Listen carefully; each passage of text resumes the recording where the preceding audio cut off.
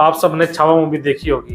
कैसे औरंगजेब ने छत्रपति संभाजी महाराज पर क्रूरता अपनाई, ऐसी अमानवीय ढंग से अंग्रेजों ने भी एक भारत के स्वतंत्रता सेनानी के ऊपर क्रूरता अपनाई थी और यातनाएं दी थी। आइए इस वीडियो में जानते हैं। जय मां जगदम्बे वंदे मातरम, ये मातृ उद्घोष नहीं, ये गाता है उस महान संग्राम की, पूर्व से पश्चिम की, महाराष्ट्र से बंगाल की, जिसका मात्र केंद्र एक है, महान भारत। आइए शुरू करते हैं। पूरा वीडियो अपने परिवार को, अपने बच्चों को, साथियों को, मित्रों को जरूर दिखाइएगा, शेयर जरूर करिएगा।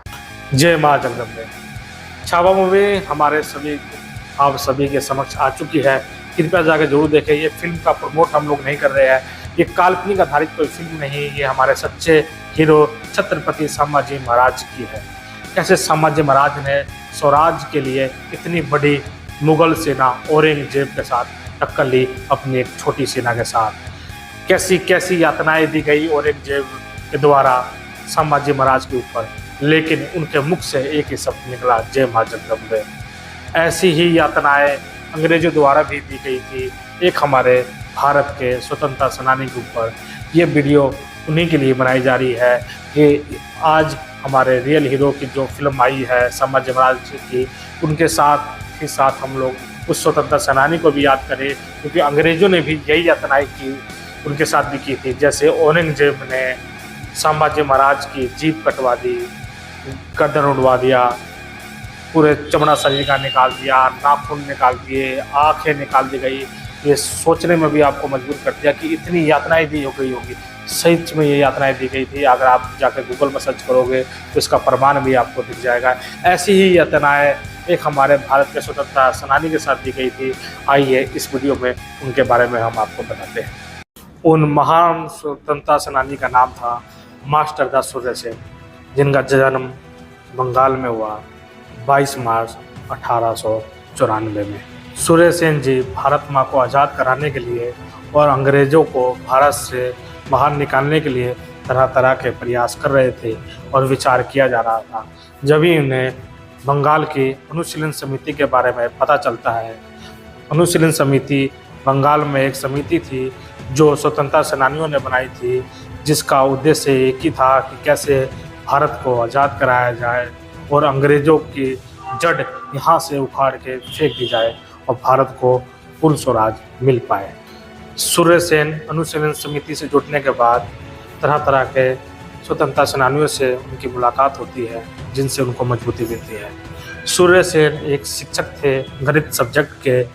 उन्होंने बच्चों की टोली बनाना शुरू किया और अंग्रेजों से कैसे लड़े और उनको यहाँ से कैसे बाहर निकाले, इस पर योजनाएं बनाई। मास्टर दास सूर्य सेन जी ने बंगाल के चटगांव को कैसे आज़ाद किया जाए, इस पर योजना बनाई, जिसके तहत उन्होंने आयरलैंड एक समिति की तरह भारत में भी एक समिति का गठन किया, संगठन का गठन किया, जिसका नाम था इंडियन रिपब्लिक आर्मी।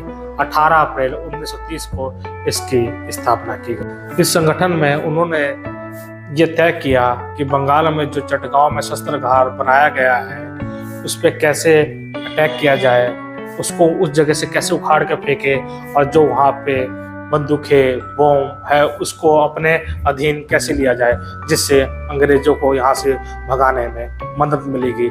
इसके लिए उन्होंने प्लानिंग का गठन किया। इंडियन रिपब्लिक आर्मी के सदस्यों के साथ मास्टर दास सूर्य सेन जी के नेतृत्व में चटगांव शस्त्रागार पे हमला किया गया। गोला बारूद और राजकीय कोष को वहाँ से लूटा गया और अंग्रेजों को वहाँ से भगा दिया गया।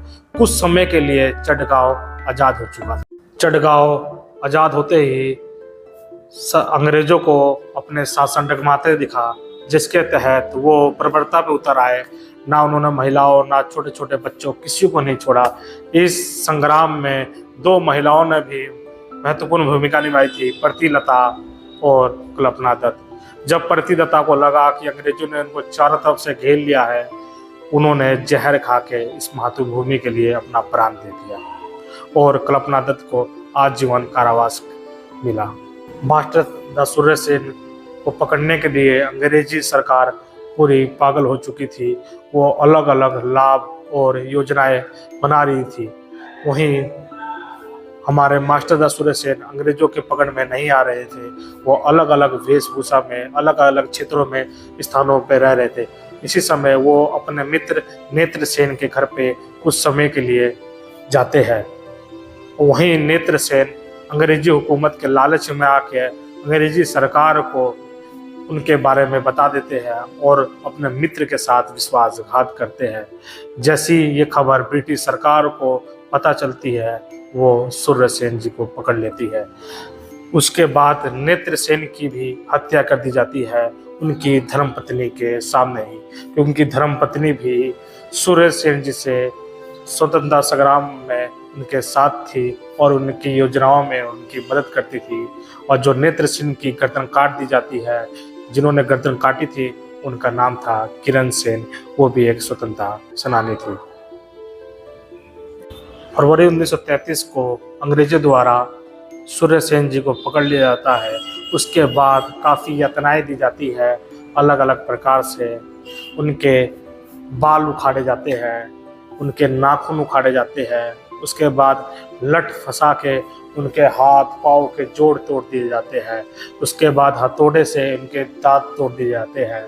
उसके बाद जब उनको फांसी तक ले जाया जाता है तो उनके चलने के हालत में नहीं थे, उनको घसीट के फांसी तक ले जाया जाता है। 12 जनवरी 1934 को मास्टर दास सूर्यसेन जी को फांसी लगा दी जाती है।